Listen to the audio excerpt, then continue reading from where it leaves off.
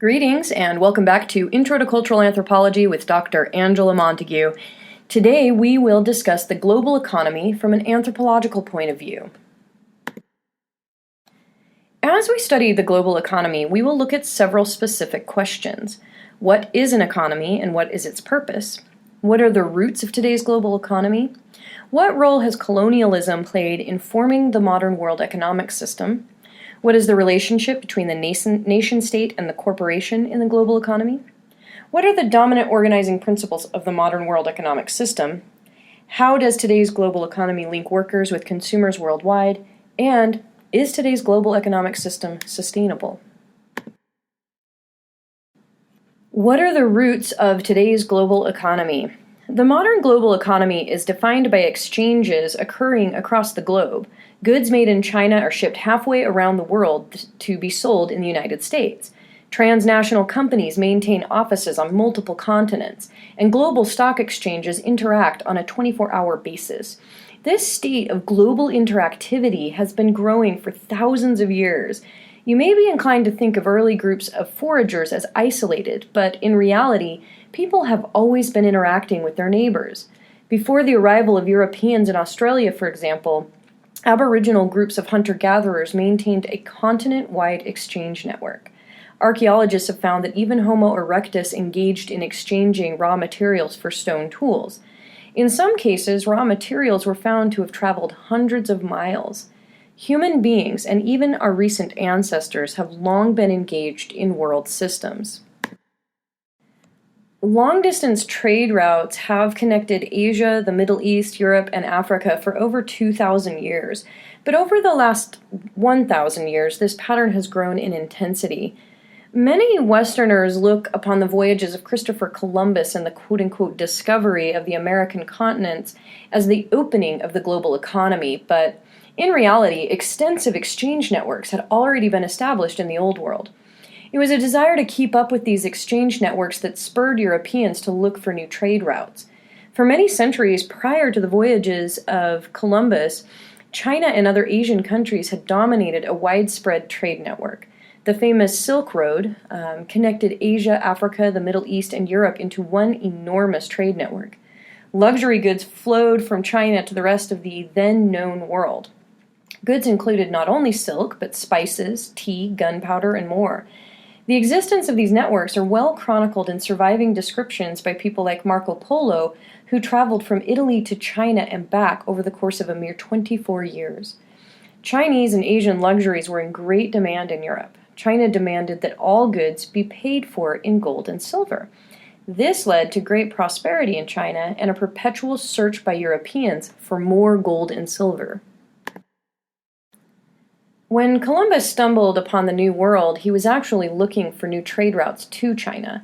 The hope was that perhaps a new sea route could improve European access to China and maybe even allow for cheaper access to Chinese goods that were already in high demand. In this sense, Columbus's voyage was a tremendous failure. What Columbus did find, however, eventually overturned the long-standing economic dominance of China and Eastern Asia. As Europeans explored the Americas, they found two continents rich in economic resources. Numerous silver mines were found in both Mexico and South America. When Spaniards encountered the Inca Empire in what is today Peru, they discovered plentiful supplies of gold. The subsequent European conquest of the Americas was a long and complicated process that is often misrepresented in Western histories. This is a topic deserving of a class unto itself, but the short explanation is that the Europeans were able to conquer the Americas, not through military superiority or technological superiority. Rather, the conquest was in large part successful because the Europeans accidentally carried deadly diseases with them to the Americas. These diseases included smallpox and measles, both of which were still deadly in Europe, but Europeans had centuries' worth of immunity to these diseases. Native Americans had no experience with these diseases, and they spread like wildfire. Conservative estimates suggest that 60% of all Native Americans in North and South America died from disease. In some areas, death rates were as high as 90%, and these diseases traveled even faster than the Europeans. The Inca Empire, for example, had been decimated by epidemics several years before the Spanish even arrived. With diminished numbers of inhabitants and Europeans aided by technological advances in weaponry, indigenous inhabitants of North and South America had a very difficult time fending off Europeans. The enormous wealth gathered by Europeans in the Americas allowed them to overturn the economic dominance of China. This brought about the world of Western economic domination that we still see today. What role has colonialism played in forming the modern world economic system? Colonialism is about economic expansion. It can be defined as the influence and dominance of one nation over another for the purpose of exploiting resources, labor, and markets. Europe's successful conquest of the Americas marked the beginning of the colonial era. From 1500 AD to 1800 AD, various European nations planted colonies in all corners of the globe. During this period, the colonial powers redrew the world in their own favor. They also reorganized the political and economic balance of power on a global scale. You could say they used the power they had to stack the deck even further in their favor. The world continues to reel from the effects of the colonial era, and there is no stronger influence on today's global economy. After the conclusion of the initial conquest, one of the most influential economic developments for Europeans was the development of the triangle trade. This trade route gained its name from the routes traveled by European ships from Europe to Africa to the Americas and back to Europe.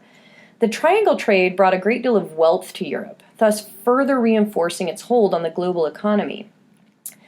While the triangle trade involved many different goods, there were certain key factors.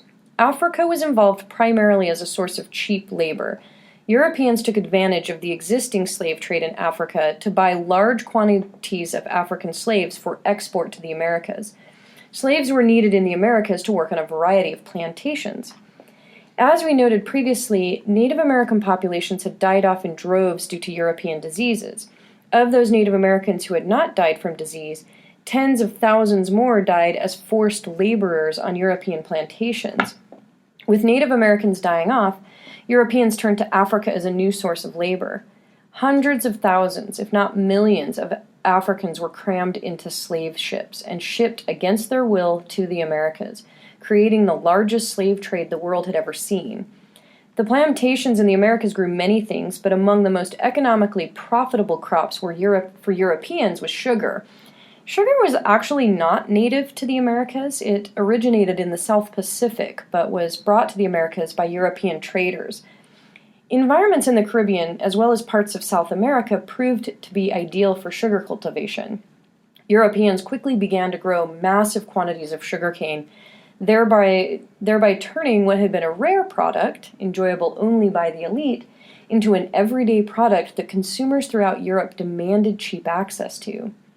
Demand for sugar steadily grew in Europe, as well as in other affluent colonies around the world, thereby increasing the demand for slave labor.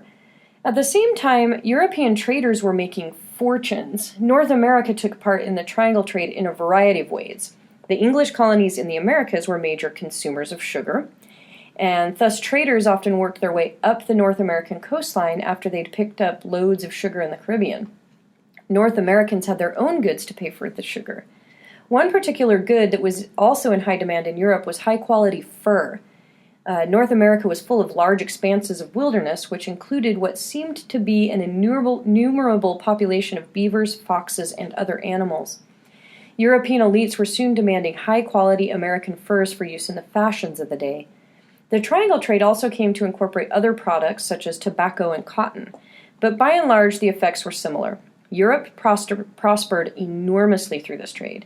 Native American populations continued to die in forced labor and from disease. Native Americans also continued to lose territory to adventurous European trappers. African slaves were shipped to the Americas in enormous quantities. These forces went a long way toward shaping modern European economic dominance.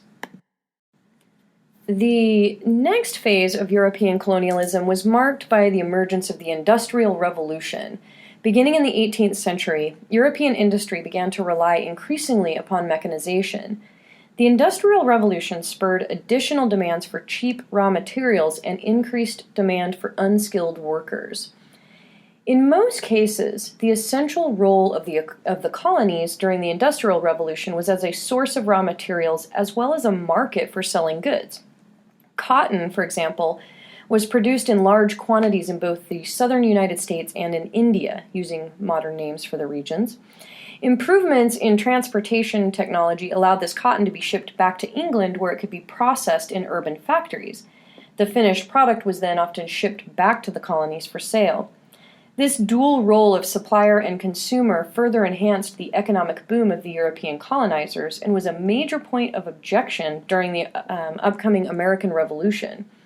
Rubber was also another important product extracted from the colonies.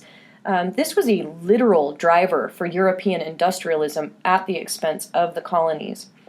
Colonies were also forced to produce many of the materials for free or for menial wages. Taxation was also used, and this was the most common understanding of, quote, effective occupation. It gave Europeans an air of authority. Various types of taxes, including forced labor and taxes in kind, were used to both force colonial subjects to work as well as draw them into a cash economy, so they were forced to leave subsistence labor and work for money. Tax collection systems often engaged local elites and allowed them to consolidate a new form of leadership that was bolstered by European colonial administrators. As can be seen on this slide in the map of Africa from 1914, many modern state boundaries were drawn during the colonial era. These boundaries were drawn at the whims of the colonial powers rather than by local populations. The act of dividing up the globe between colonial powers was largely done to settle competition among European nations. With the ongoing Industrial Revolution, Europeans were eager for greater access to raw materials and greater access to cheap labor. As a result, numerous nations continued to establish new colonies and attempt to lay claim to new territories. This competition for resources grew increasingly intense and occasionally led to conflict between European powers. Ultimately, the majority of these conflicts were resolved diplomatically, typically through the dividing up of colonial territories over the negotiating table. These negotiations, however, rarely took into account local culture or ethnicity. Instead, divisions were made based entirely upon European interests. Perhaps the most exaggerated example of such an incident comes from the 1884 to 1885 Berlin Conference. 14 European nations came together at this conference to settle competing claims over the continent of Africa. Over the course of the conference, the entire continent of Africa was divided up into 50 colonial states, each controlled by various European colonial governments. Not a single African representative was present at this conference. Not a single one. Imagine today what might happen if 14 countries gathered to divide up another continent among them, without asking anyone who lived on that continent. This competition for colonial territories, unfortunately, has had a massive impact on the modern world. Many people around the world have found themselves living in states that were defined by European interests rather than local interests. Particularly in the Middle East and Africa, these issues have resulted in numerous conflicts. Now, naturally, many people resisted colonial rule. European nations had an overwhelming economic advantage, but this did not erase resistance. Many colonies fought back, and eventually many won their freedom. There are many famous national independence movements that came out of the colonial era. Americans are most familiar with the revolution launched by the 13 British colonies found along the eastern coast of North America. The British colonies that were to become the United States revolted primarily because of objections over British tax policy. It was clear to the colonists that the British homeland was getting rich off of the colonies, both when they paid low prices for the raw materials produced in the colonies and again when they sold the materials back to the colonies at exorbitant prices. The addition of taxes on top of this economic situation was the last straw for the colonists. In 1776, the American colonies declared their independence. Most other independence movements in the Americas took several more decades to reach a point of revolution, but the majority of North and South America were officially independent from European control by the 1820s. Other nations around the globe took even more time to shake off European rule. India gained independence in 1947 after fighting and negotiating for several decades. Ghana was the first African nation to gain independence in 1960, but many soon followed, and by 1965, 1969, most nations were free from direct colonial rule. Europe's colonial empires finally came to an end, in large part as a result of World War II. The expenses of the war at home proved too much, and European nations could no longer focus their attention on their rebelling colonies. After the war, a majority of colonies were officially declared independent. With the end of the colonial period in the mid-20th century, we enter the modern world economic system. After the colonies emerged as new independent nations, many observers presumed these new nations would see great economic growth. After all, these former colonies were often rich in economic resources and raw materials. That was why Europe was interested in them in the first place. However, as the world emerged from colonialism, most of the new nations did not rebound as expected. There are many lasting legacies of colonialism in former colonies. For one, the national borders. But if you look at the goals of colonialism, you can see that it did not position colonies well to be independent markers. Colonies had a goal of maximizing profits and expanding markets for Europeans. They forced peasants to replace subsistence food crops with cash crops like coffee, chocolate, and sugar. They encouraged dependence on imported food, often that was very expensive, and they blocked native peasant crop production from competing with cash crops. This set the stage for the modern world economic system. Several different and competing theories emerged regarding how to best assist foreign colonies who were not progressing. Modernization theory came to prominence early on. Modernization theory is a model of development that predicts that non-industrial societies will move in the social and technological direction of industrialized nations. Proponents of modernization theory believed that poor nations could become wealthy by repeating the historical experience of wealthy nations. Of course, they didn't take into account that wealthy industrialized nations got that way by exploiting unindustrialized nations. But still, they believed that industrialization was key. Modernization theory presumed that development and industrialization represented a natural path of economic development. These theories presumed that all cultures with the right resources would follow a similar path of economic growth and development as Europe did. In order to help bring about development, i.e., economic growth, it was thought that foreign colonies simply needed economic aid. Numerous aid agencies and institutions came into being with just such a purpose in mind. These included the World Bank, the International Monetary Fund, and even the United Nations. These organizations all worked to provide aid to nations around the world in hope of spurring development. Yet, in spite of several decades of earnest effort, many former colonies continued to struggle. As a result, modernization theory came under serious critique. Many people began to favor dependency theory, which held that the foreign colonies had become dependent on the aid that they were being given, and the only way for them to emerge as stable, independent nations was to dismantle the system of foreign aid. But many of these nations are and were trapped by debilitating debt from aid, which came in the form of loans from international banks. In 1974, Emanuel Wallerstein published a new analysis of the world economic system. Instead of viewing the world in terms of colonizers and colonies, Wallerstein advocated examining economies from a perspective of core and periphery. Core countries or regions represented the economic powerhouses. They were the countries or regions that controlled or heavily influenced markets. Peripheral countries or regions, in contrast, represented the source of labor and raw materials used by the core countries. In reality, the majority of Wallerstein's core countries were former colonial powers. The majority of his peripheral countries were former colonies. The strength of his argument largely came from embracing the idea that the world economic system is integrated. We cannot think of countries as isolated economies any longer. Instead, we have to think globally about economic issues.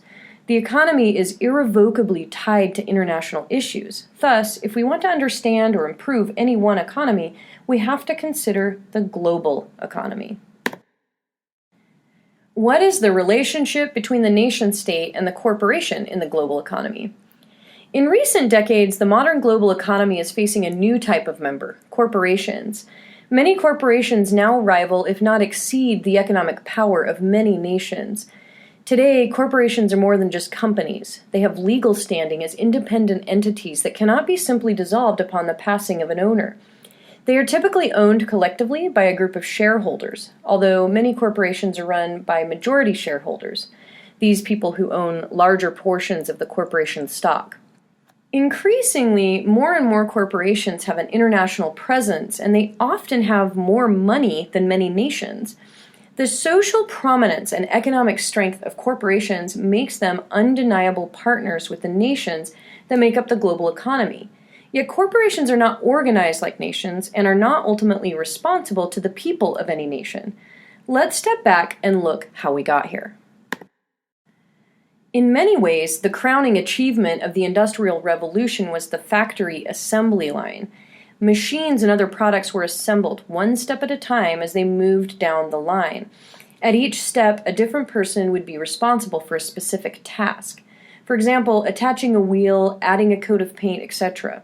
While these jobs could become highly repetitive for the workers, they allowed goods to be produced at a higher rate for less money. The factory assembly line was eventually perfected by Henry Ford.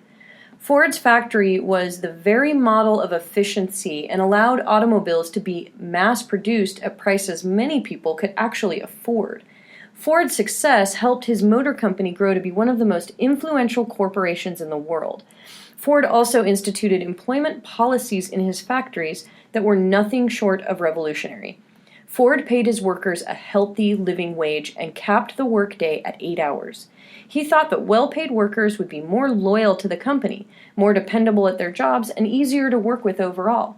He also argued that a factory line worker should be able to afford the product that he was helping to make. Ford's policies were a remarkable success, and the company prospered, perhaps in part because by paying his workers enough to buy the cars they were making, Ford was also creating consumers. Fordism, i.e. Ford's model of efficient factories with well-paid workers, spread throughout U.S. corporations after World War II. Wages, benefits, and corporate profits all rose steadily for the next several decades. This prolonged economic boom period helped to create the modern American middle class, which we now presume to be the norm. However, by the 1970s, American corporations were beginning to experience increasing competition. Both the European and Japanese economies had finally recovered from the devastation of World War II. A variety of other Asian nations, such as South Korea and Taiwan, were growing in economic strength. And this growing competition, along with an unexpected oil shortage in 1973, convinced American corporations that they needed to cut costs to become more competitive on the global market. This was the beginning of the end of Fordism. The flexible accumulation model began to gradually replace the holistic notion of Fordism. With flexible accumulation, corporations sought to maximize profits by any means necessary. Two common strategies were offshoring and outsourcing. Offshoring refers to the deliberate moving of factories to foreign countries where labor costs, taxes, and raw materials are cheaper. Outsourcing is a similar concept but refers specifically to hiring low-wage laborers in peripheral countries to perform jobs that had originally been done in the corporation's home country. Flexible accumulation has been, in most respects, a highly successful strategy from the perspective of corporations. The cost of labor and raw materials have gone down, and corporate profits have gone up. Also, corporate influence has spread throughout a variety of nations. From the perspective of nations, however, the picture is not always so rosy. The core nations, where most of the corporations originated, lost large numbers of jobs.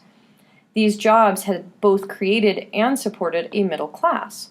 Peripheral nations were the recipients of these manufacturing jobs, but at lower pay and with harsher working conditions. In recent news, the Foxconn Corporation, which uses Chinese factories to manufacture Apple's iPhones, had to install suicide prevention nets around its buildings. Too many workers had tried to jump. This is devastating. What are the dominant organizing principles of the world economic system? While the modern world economic system is populated by both nations and corporations, it is organized around two competing economic philosophies. capitalism, economic liberalism, and the free market. Both of these philosophies have long histories in the modern world, but they are primarily aligned with the works of two separate economists, Adam Smith and John Maynard Keynes. Adam Smith was the author of The Wealth of Nations, published in 1776. Smith promoted an idea he termed economic liberalism. By this concept, he argued that governments should not interfere with the economy. This idea has come to be known as free market capitalism. Supporters of Smith argue that competition within the free market is the best method for economic growth, and that government regulations only interfere and impair the economy. As a product of the 18th century, Smith had certainly seen many corrupt and inefficient monarchies and other governments that had twisted national economies to their own ends. Invisible Hand has come to capture his notion that individuals' effort to pursue their own interest may frequently benefit society more than if their actions were directly intending to benefit society. On the opposite extreme, we have Keynesian economics as forwarded by John Maynard Keynes. Keynes argued that capitalism was innately prone to excess and corruption. Keynes published his central treatise in 1936, by which time there were plenty of examples of tycoons and industry barons who could serve as examples of such corruption, as well as plenty of underpaid workers suffering at their hands. Keynes argued that in order to promote just economic growth, capitalism had to be controlled by government oversight.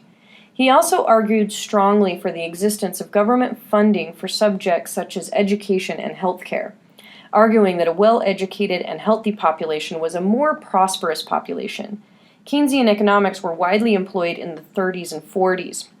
American President Franklin Roosevelt relied on Keynes's ideas when crafting his New Deal, which built government support systems with the goal of lifting the country out of the Depression.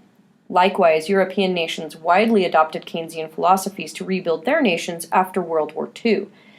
Keynesian philosophies retained their popularity until the 1970s when a global recession occurred. At that time, supporters of Adam Smith's economic liberalism were able to forward their ideas. Modern philosophies of economic liberalism built on Adam Smith's initial concepts are referred to as neoliberalism. Neoliberalism is a series of political and economic policies promoting free trade, individual initiative, and minimal government regulation of the economy. Neoliberals have opposed state control of and government subsidies to industries and opposed all but minimal aid to impoverished individuals. Multinational corporations and large economies in mostly the global north are backed by international legal entities like the World Trade Organization to enforce free trade. Neoliberal economic philosophies favor small governments with minimal government regulation of the economy in theory. Neoliberalism also favors the privatization of public property. In many countries, utility companies or transportation companies like train systems are owned by governments. Neoliberalism advocates that these assets should be sold to private investors. Overall, this philosophy holds that the free market and competition are the best police force for capitalism. If a company is making shoddy products, then the consumers will not buy them. If a company is charging exorbitant prices, their competitors will be able to undersell them. If a business is being run by corrupt leadership, consumers may choose not to support them. Not to be confusing, but economic neoliberalism is generally supported by socially and politically conservative parties in the Western world, as opposed to liberal political parties which tend to support Keynesian economics. Neoliberal policies are growing increasingly unpopular. We can see this in austerity measures that are being protested, as well as the lasting legacy of structural adjustment programs. By the 1980s, neoliberal policies had been adopted by most major global monetary funds, in particular the IMF, the World Bank, and the WTO. When a nation finds itself in economic distress, it is these organizations that they can turn to for loans. With the adoption of neoliberal policies, however, loans would only be given out to countries if they adopted certain structural adjustments. For example, to qualify for a loan, countries would have to eliminate agricultural and manufacturing subsidies. A subsidy is when a government covers part of the cost of a good, which typically results in cheaper prices to the consumer. They also had to reduce government spending on healthcare, education, and social services, privatize state-owned enterprise, and deregulate financial and labor markets. By the 1990s, many nations around the globe had agreed to structural adjustment loans, but most failed to make economic recoveries after they were given the loans. In fact, in many cases, the mandatory adjustments worked against the nation. For example, the Caribbean nation of Jamaica had agreed to stop all agricultural subsidies in order to receive a loan. This is chronicled in the film Life and Debt. As a result, American agricultural products, which are heavily subsidized by the U.S. government, took over the market. The American goods were drastically cheaper, and the unsubsidized Jamaican products simply could not compete in a free market. Unable to undersell their competitors, Jamaican agriculture collapsed, after which the nation faced $4 billion in debts that it cannot repay and complete dependency on foreign markets for agricultural goods. The merits of neoliberal policies continue to be debated today. After all, in the case of Jamaica, one could easily argue that if subsidies had been eliminated in both Jamaica and the United States, Jamaican agriculture could have thrived.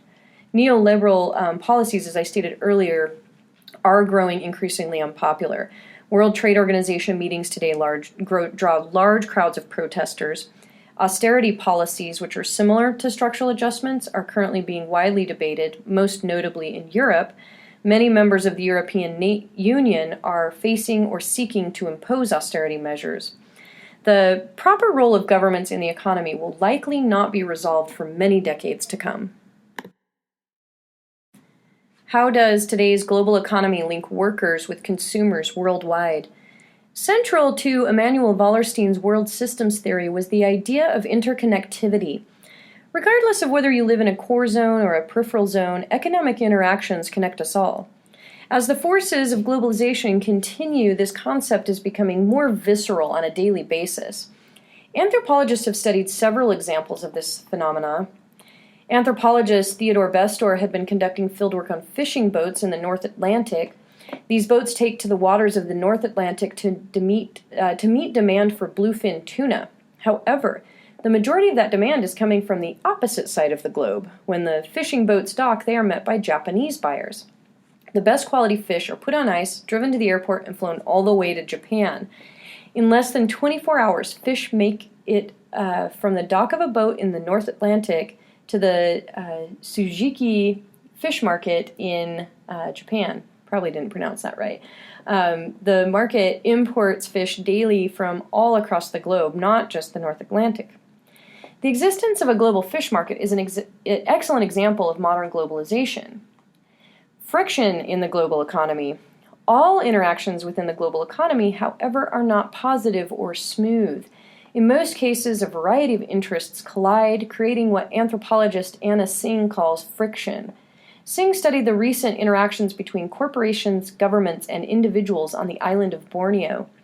Corporations sought to clear-cut and burn down forests to replant the land with more profitable palm oil plantations.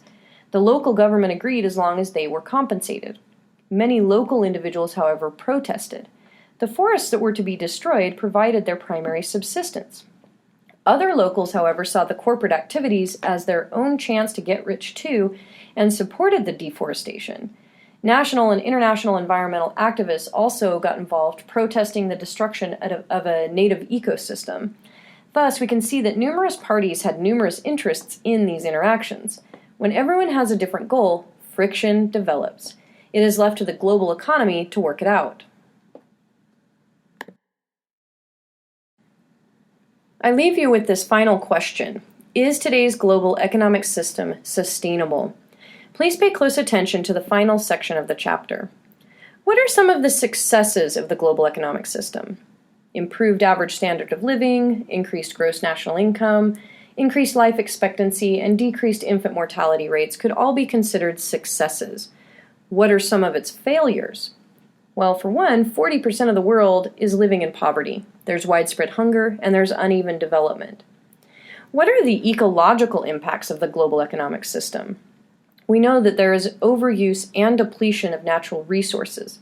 widespread environmental damage from forest clear-cutting, mountaintop removal mining, etc., increased industrial pollution, overpopulation, which is raising questions about the sustainability of the human population, and global warming. What do you think? Do you believe that today's global economic system is sustainable? Okay, thank you. That is the end of our lecture on the global economy. I realize that is a very long lecture. You can always break it up. Maybe you did break it up. We covered what is an economy and what is its purpose. What are the roots of today's global economy?